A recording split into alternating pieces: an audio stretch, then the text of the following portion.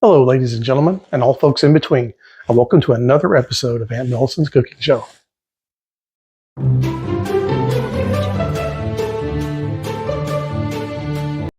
Hello, everybody, and thanks for joining me again. It is spring at Aunt Millicent's house, and it's beautiful weather. A little stormy here and there, but I haven't been with you for a while because I've been very busy. I'm usually very busy in the spring. So I'm happy to be back, and I'm here to share another recipe with you. And this is by request from my producer, who wanted to make those nice little cinnamon apples. That's sort of a dish that you see at some restaurants or at Meat and Threes. But if your family, like, they don't like to eat fruit or they don't eat enough fruit, get you some apples here and we're going to make something that they will wolf down, okay, for real. So without further ado, we're going to make some cinnamon apples, okay? So I'm going to go ahead and apron up and let's get started.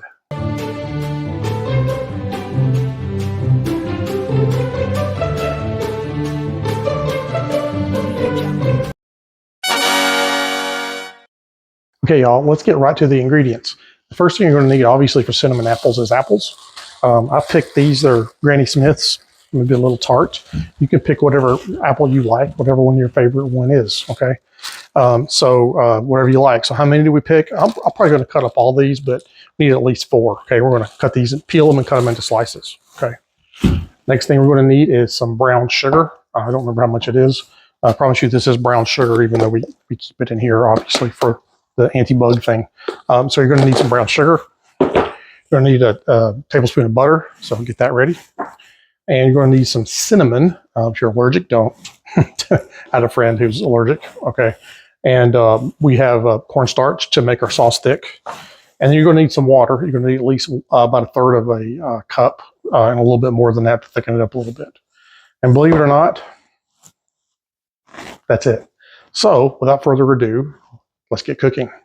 Hey y'all, what I've got here is I pulled 6 of these out. This looks like a lot of apples to me. So if I made all 8, I don't know, that would be a lot. So I've got 6 of them. So what I need y'all to do is get yourself a nice sharp knife and we're going to peel, take all the peelings off. And when you're done with that, we're going to chop them into slices. Okay, so you should probably handle that. Be careful with your knives, please. And before you do that, you may want to grab yourself a big wide pan and put it on the stove. You don't need to warm it up or anything yet, but get all that ready. So I'm going to go ahead and chop and I'll be back.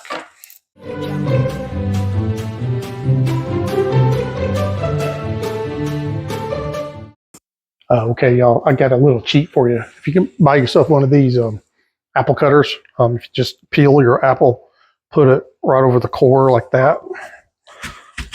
Check that out. Y'all probably have seen those before, but anyway, if you don't know, these things make great apple slices.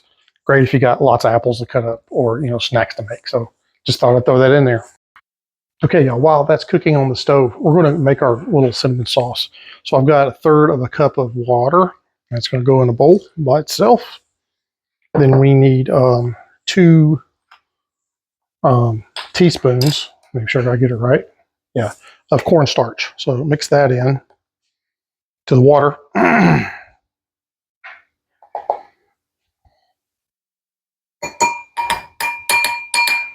Okay, then you're going to need 2 tablespoons of brown sugar. Make sure I've got the right one again, and I do. 1, 2. And then finally, cinnamon.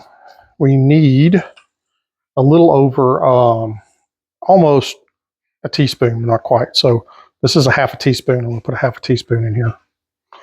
And maybe a little bit more. It calls for 3/4. Okay, so I'm just going to guesstimate that. There we go.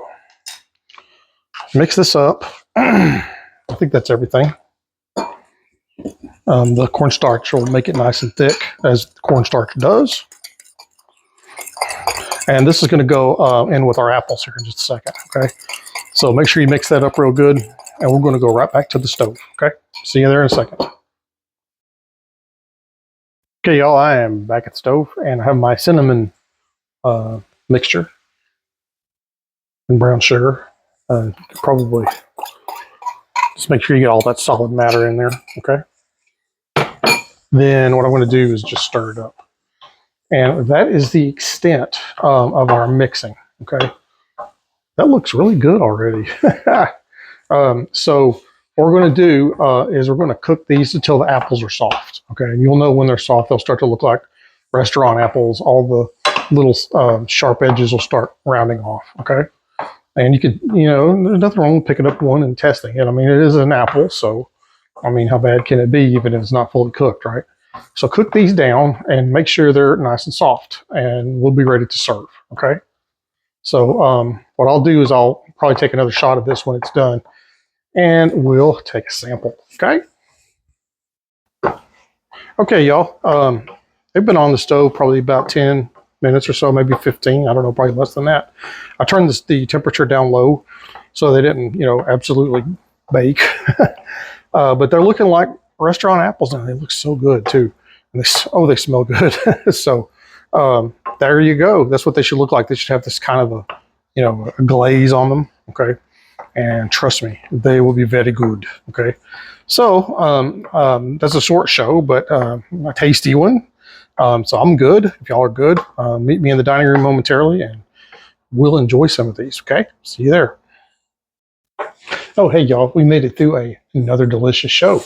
And I have with me a small sample of my cinnamon apples.